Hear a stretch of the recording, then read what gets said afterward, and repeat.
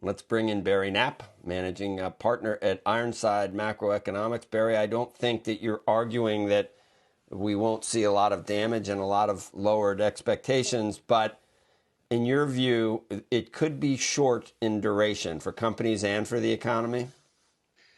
Yeah, no, that's the way I'm approaching this, Joe. I think, as you think about the reopening process that you talked about with Dr. Gottlieb earlier in the day, we're likely to have, pardon me, the shortest recession in terms of duration on record. And so by the third quarter, the economy's growing again. How soon we make back all of that lost growth, the output gap that results, the level of unemployment is an open question, but we will be growing again by the third quarter.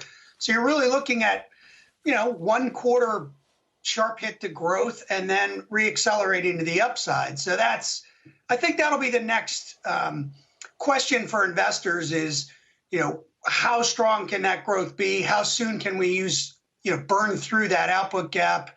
And then where should the equity market stall out? But the question about whether the market bottom is in, I don't think there should be much of a debate about that. The timing of it, the magnitude of the decline, the compression of the equity multiple, all of those were greater than average.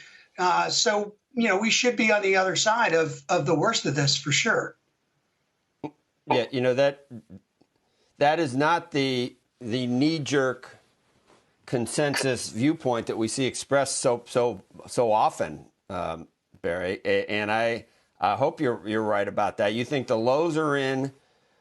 You think that somehow we're going to get people actually back to work and comfortable in what we used to think of as a normal work setting. You actually, and I don't know if this is necessarily whether you're going to be right about this, but you think that it's been pointed out because the denominator could be so much bigger than what we're talking about. You think the mortality rate might be lower and we might get to some level of immunity herd maybe quicker than people think. You think that is that part of your thesis on how we get back to work after just 1 quarter? It is. I mean, I was of the mind early last week that we had recovered enough and we ought to at least consolidate for a time. And I kind of got drawn down the rabbit hole of really thinking about this denominator question. And there was a series of reports that came out.